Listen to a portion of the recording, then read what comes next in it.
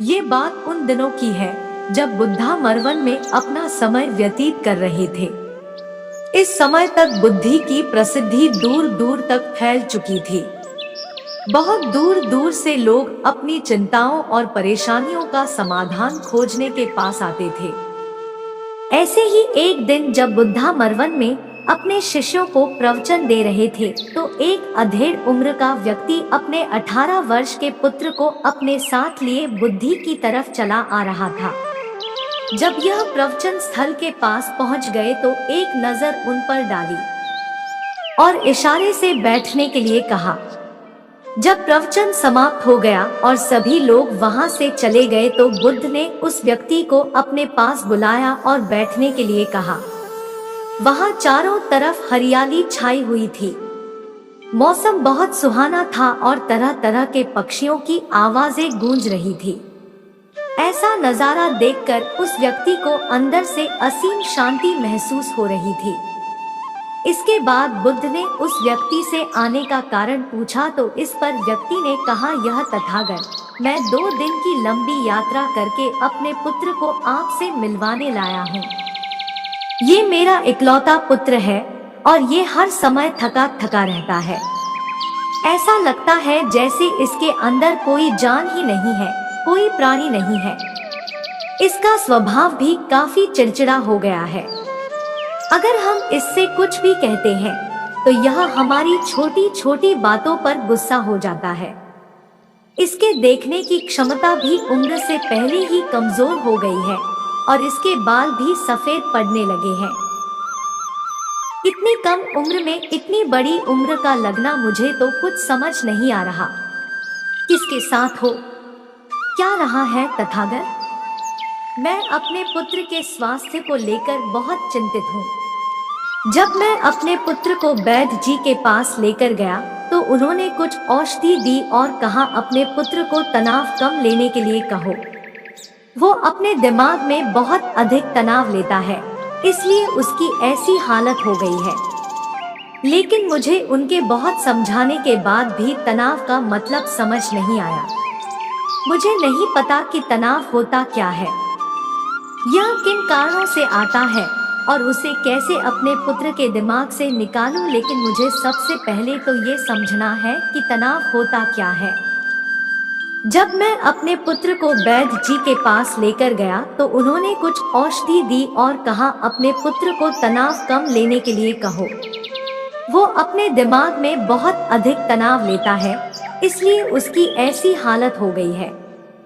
लेकिन मुझे उनके बहुत समझाने के बाद भी तनाव का मतलब समझ नहीं आया।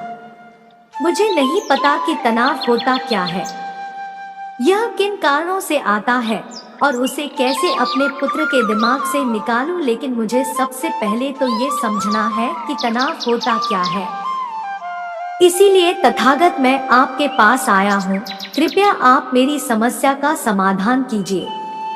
यह सुन बुद्ध उसके पुत्र को बड़े ध्यान से देखते हैं, उसके चेहरे को देखते हैं, उसकी आंखों को देखते हैं और फिर उसके हाथों की नब्ज को भी देखते हैं।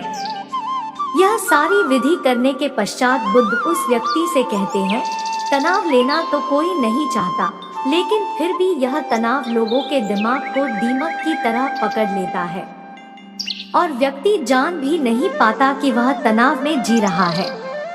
लेकिन अगर व्यक्ति तनाव के कारणों को अच्छे से समझ लेता है और तनाव के बारे में कोई ऐसा पैमाना बना लेता है जिससे वह जान सके कि वह कितने तनाव में है, तो वह इस समस्या का समाधान भी खोज सकता है। सबसे पहले तो तुम ये समझो कि तनाव होता क्या है।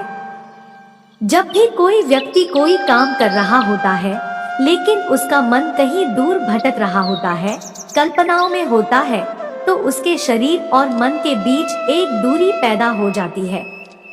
यह दूरी जितनी अधिक होगी, व्यक्ति उतनी ही ज्यादा बेहोशी की अवस्था में होता है और शरीर व मन के बीच की इसी दूरी, इसी खिंचाव को तनाव कहा जाता है।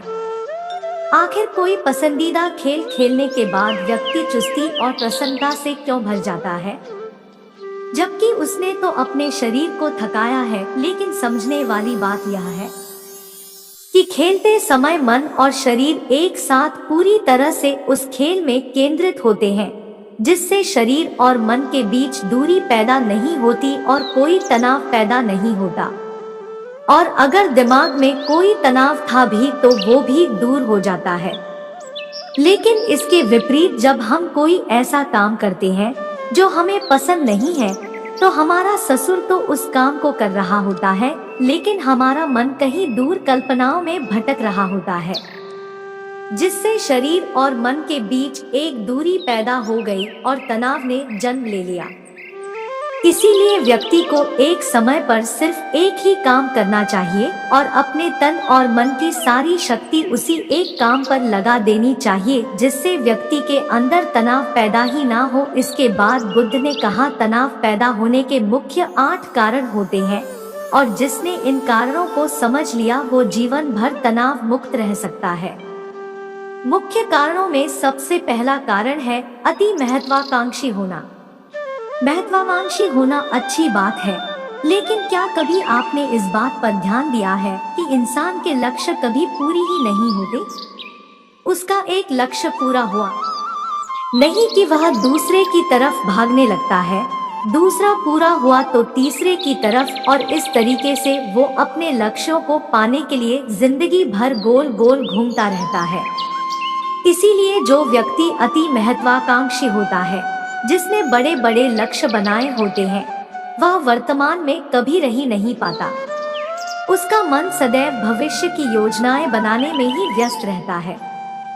उसका शरीर तो वर्तमान में रहता है, लेकिन भविष्य में ही रहता है, जिससे मन और शरीर के बीच दूरी पैदा हो जाती है और वह तनाव भरी जिंदगी जीने लगता है। बुद्ध के मुंह से यह बात सुन उस लड़के ने कहा, बुद्ध, तो फिर इसका मतलब है कि हमें लक्ष्य नहीं बनानी चाहिए, क्योंकि लक्ष्य बनाना भी तो महत्वाकांक्षा ही है। इस पर बुद्ध ने कहा, जीवन में लक्ष्य बनाना कोई गलत बात नहीं है, लेकिन समस्या तब उत्पन्न होती है जब वो अपना पूरा ध्यान उस लक्ष्य से मिलने वाले परिणाम पर ही लगा देते हैं और उसके परिणाम की चिंता करते रहते हैं। व्यक्ति को वर्तमान में जीना आना चाहिए। आप लक्ष्य बनाइए और उस लक्ष्य की प्राप्ति के लिए कड़ी मेहनत करिए, लेकिन साथ ही साथ आपको इस बात का भी ज्ञान। बुद्ध ने आगे कहा, तनाव का दूसरा सबसे बड़ा कारण है ईर्ष्या। जब व्यक्ति ईर्ष्या और जलन से भर जाता है तो उसका मन अंदर से सड़ने लगता है। ईर्ष्या एक आंतरिक घाव है। आंतरिक घाव यानी मन का घाव व्यक्ति के शरीर का घाव तो भर सकता है, लेकिन मन का घाव कभी नहीं भर सकता। इसीलिए व्यक्ति को दूसरे की खुशी और तरक्की से कभी ईर्ष्या नहीं करनी चाहिए, क्योंकि तनाव का कारण है। इसके बाद बुद्ध ने तनाव का अगला कारण बताते हुए कहा कि आरुषिपूर्ण काम करने से भी मन में तनाव पैदा होता है। फिर बुद्ध ने कहा, तनाव का चौथा कारण होता है किसी दूसरे से अच्छा रखना। बुद्ध ने उस व्यक्ति की ओर इशारा करते हुए कहा, एक पिता होने के नाते तुम्हारी अपने पुत्र से बहुत सी अपेक्षाएं होंगी कि तुम्हारा पुत्र एक बहुत ही कामयाब इंसान बने, तुम्हारा नाम रोशन करे, जैसा तुम चाहते हो उस तरह का जीवन जिए, तुम्हारी हर बात माने। लेकिन क्या आज तक कभी किसी की सारी अपेक्षाएं पूरी हुई है?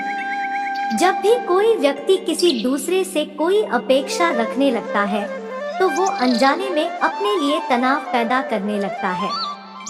जरा सोचो कि अगर तुम्हारा बेटा तुम्हारे अनुसार काम नहीं कर रहा और वो नहीं बन पा रहा जो तुम उसे बनाना चाहते हो, तो निश्चित रूप से तुम्हारे दिमाग को तनाव पकड़ लेगा। तुम तनाव से भरा जीवन जीना शुरू कर दोगे और इस तनाव के बस में आकर तुम ऐसा व्यवहार करोगे, ऐसी बातें करोगे कि तुम्हारा अपने पुत्र के साथ संबंध और भी खराब होता चला जाएगा।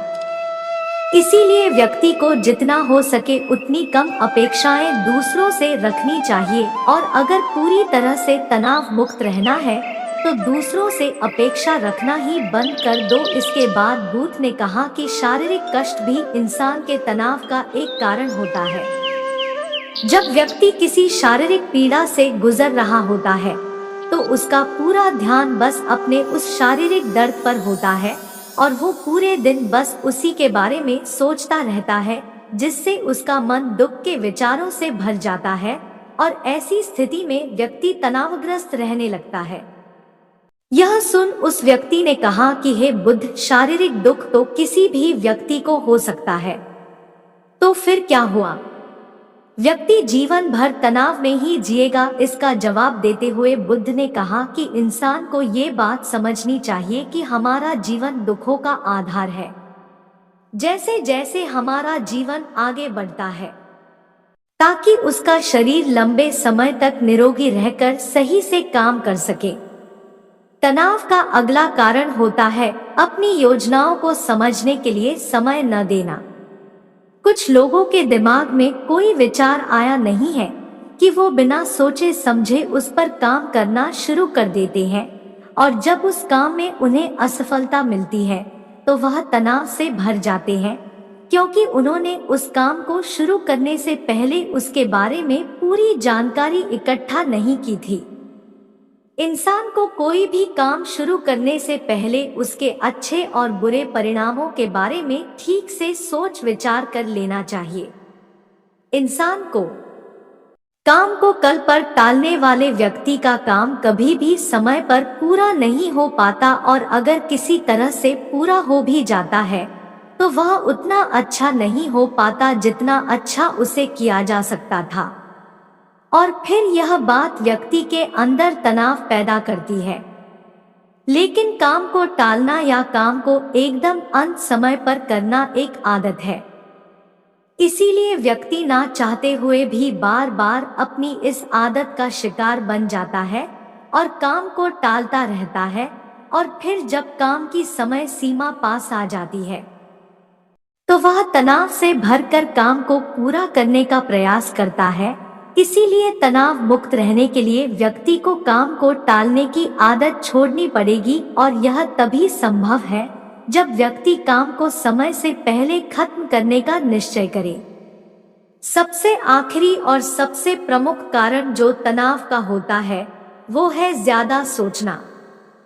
लगातार सोचते रहना भी एक बीमारी है, और यह उस व्यक्ति में सबसे ज्यादा पाई जाती है जो कपोल कल्पनाएं करता है, जो अतीत की घटनाओं और भविष्य की बातों के बारे में सोचता रहता है, जो बेवजह के अनुमान लगाता रहता है। इसीलिए व्यक्ति को ज्यादा सोचने की आदत पर लगाम लगाना चाहिए। इसके लिए जितना हो सके खुद को काम में व्यस्त रखना चाहिए, और हर दिन ध्यान का अभ्यास करने को अपने जीवन का हिस्सा बना लेना चाहिए।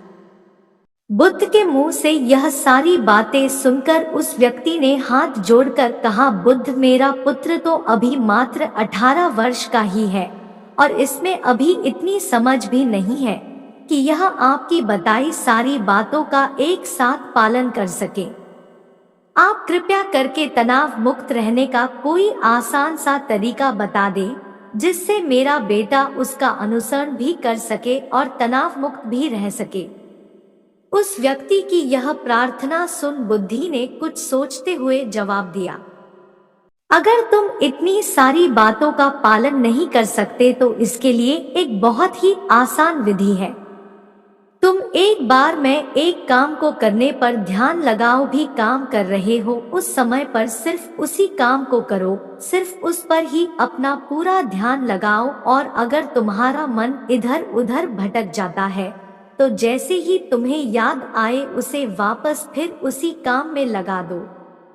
ये सबसे आसान और अच्छा तरीका है तनाव मुक्त रहने का। जब तुम भोजन करो तो उस समय सिर्फ भोजन ही करो, उसके पूरे स्वाद का आनंद लो, उसी अनुभव करो।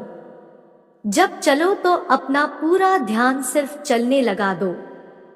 इससे तुम्हारा मन और तुम्हारा शरीर दोनों एक जगह पर केंद्रित रहेंगे, दोनों के बीच दूरी पैदा नहीं होगी, जो कि तनाव का मुख्य कारण होती है। दोस्तों, आज की युवा पीढ़ी एक ही समय पर दो तीन काम करने के आदी हो चुकी है, जैसे फोन पर बात करते हुए गाड़ी चलाना, खाना खाते हुए टीवी देखना, ये फोन चलाना, और फिर इनकी शिकायत रहती है कि मैं तनाव में जी रहा हूँ। मेरा मन शांत रहता है। मैं चिड़चिड़ा सा हो गया हूँ। जब कोई व्यक्ति एक ही समय पर तीन तीन काम करेगा तो तनाव पैदा होना तो स्वाभाविक है, क्योंकि दिमाग तो एक समय पर पूरा ध्यान लगाकर सिर्फ एक ही काम कर सकता है। पूर्ण रूप से एक ही समय पर दो कामों पर ध्यान कभी नहीं लग सकता, इसीलिए जहां तक संभव हो सके एक समय पर सिर्फ एक ही काम करने का प्रयास करें, वो भी पूरे ध्यान के साथ। दोस्तों, आशा करता हूँ कि आपको इस स्टोरी से काफी कुछ सीखने को मिला होगा। धन्यवाद।